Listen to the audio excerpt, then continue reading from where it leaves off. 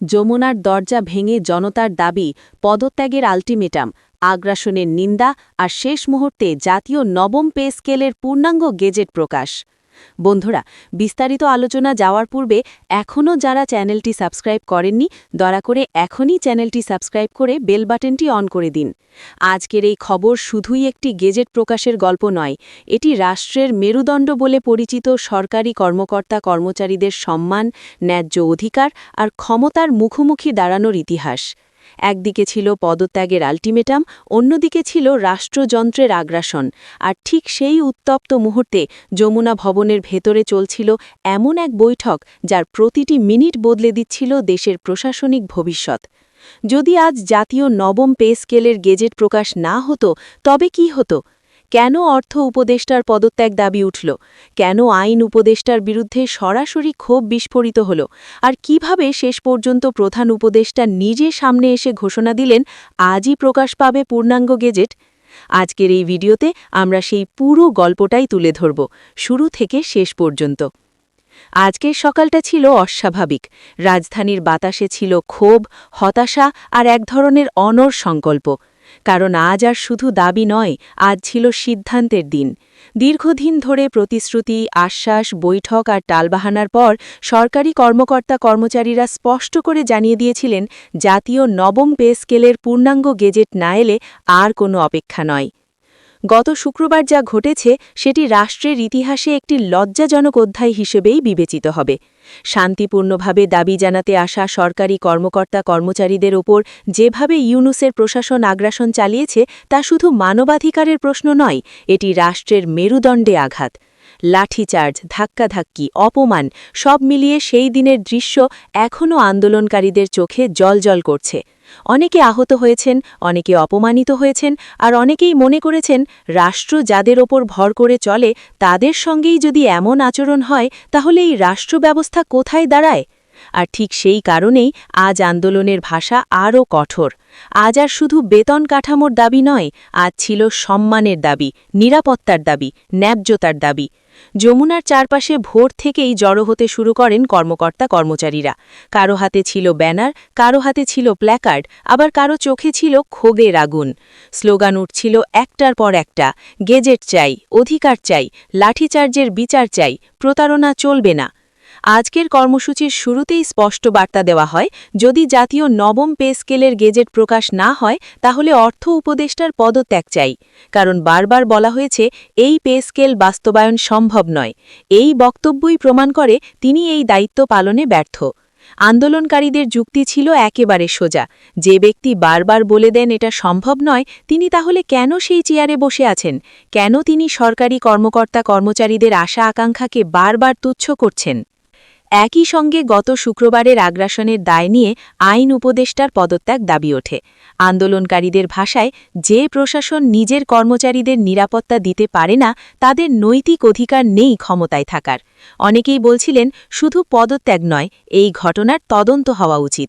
কার নির্দেশে লাঠিচার্জ হলো, কার নির্দেশে ধাক্কাধাক্কি হলো, কার নির্দেশে কর্মকর্তা কর্মচারীদের অপমান করা হলো? এই উত্তাল পরিস্থিতির মধ্যেই যমুনা ভবনে শুরু হয় অত্যন্ত গুরুত্বপূর্ণ বৈঠক। প্রধান উপদেষ্টার সরাসরি নেতৃত্বে এই বৈঠকে উপস্থিত ছিলেন জাতীয় ঐক্য পরিষদের চেয়ারম্যান, অর্থ উপদেষ্টা, পে কমিশনের চেয়ারম্যান সহ সরকারের শীর্ষ পর্যায়ের ব্যক্তিরা। বাইরে যখন ক্ষোভের আগুন, ভেতরে তখন সিদ্ধান্তের চাপ। বৈঠকের শুরুতেই জাতীয় ঐক্য পরিষদের চেয়ারম্যান জাকির সাহেব ঘোষণা দেন, আজকের কর্মসূচি আপাতত স্থগিত করা হচ্ছে। তবে তিনি স্পষ্ট করে বলেন, এটি কোনো দুর্বলতা নয়, এটি দায়িত্বশীলতার পরিচয়। আজকের এই বৈঠকে নির্ধারণ করবে আন্দোলনের পরবর্তী পথ। তিনি আরও বলেন, আমরা আন্দোলন থামাইনি, আমরা কৌশল বদলেছি, আমরা রাজপথ ছাড়িনি, আমরা সিদ্ধান্তের টেবিলে চাপ বাড়িয়েছি। তার এই বক্তব্যে একদিকে যেমন উপস্থিত প্রতিনিধিরা কিছুটা আশ্বস্ত হন, অন্যদিকে আন্দোলনকারীদের ভেতরে তৈরি হয় এক ধরনের উৎকণ্ঠা। আজ যদি আবারও আশ্বাস দিয়ে বিষয়টি ঝুলিয়ে রাখা হয় তাহলে পরিস্থিতি আরও বিস্ফোরণ ঘটাতে পারে। এরপর বক্তব্য রাখেন অর্থ উপদেষ্টা। তার বক্তব্য ছিল বাস্তবতার দোহাই দিয়ে ভরা। তিনি বলেন, জাতীয় নবম পে স্কেল বাস্তবায়ন অত্যন্ত জটিল কাজ। দেশের বাজেট, অর্থনীতি, উন্নয়ন প্রকল্প সবকিছুর ওপর এর বড় প্রভাব পড়বে। তিনি আরও বলেন, এটা আমাদের আমলে বাস্তবায়ন করা কঠিন হয়ে যাবে। তিনি বাজেট ঘাটতির কথা বলেন, আন্তর্জাতিক চাপের কথা বলেন, উন্নয়ন ব্যয়ের ভারের কথা বলেন। তিনি বলেন, এই মুহূর্তে দেশের অর্থনীতিকে স্থিতিশীল রাখতে হবে, আমরা চাইলেই সবকিছু করতে পারব না। তার বক্তব্য শুনে বৈঠক কক্ষে এক ধরনের চাপা অসন্তোষ তৈরি হয়, কারণ আন্দোলনকারীদের কাছে এই কথাগুলো নতুন নয়, তারা বহুবার শুনেছেন। এখন সম্ভব নয়, পরিস্থিতি অনুকূল নেই, আরও সময় লাগবে। এই বক্তব্যের পরই বৈঠক কক্ষে চাপা উত্তেজনা তৈরি হয়। অনেকেই এটিকে দায় এড়ানোর চেষ্টা হিসেবে দেখেন। বাইরে আন্দোলনকারীদের কণ্ঠে তখন একটাই স্লোগান, গেজেট না হলে পদত্যাগ চাই। বাইরে পরিস্থিতি দ্রুত উত্তপ্ত হচ্ছিল, কারণ আন্দোলনকারীরা জানতে পারেন বৈঠকের ভেতরে আবারও জটিলতা আর সম্ভব নয় শব্দগুলো ঘুরে ফিরে আসছে। তখনই যমুনার সামনে জনতার চাপ বাড়ে, কেউ কেউ ব্যারিকেড ঠেলে সামনে এগিয়ে যায়। উত্তেজিত জনতা স্লোগানে স্লোগানে আকাশ কাঁপিয়ে তোলে।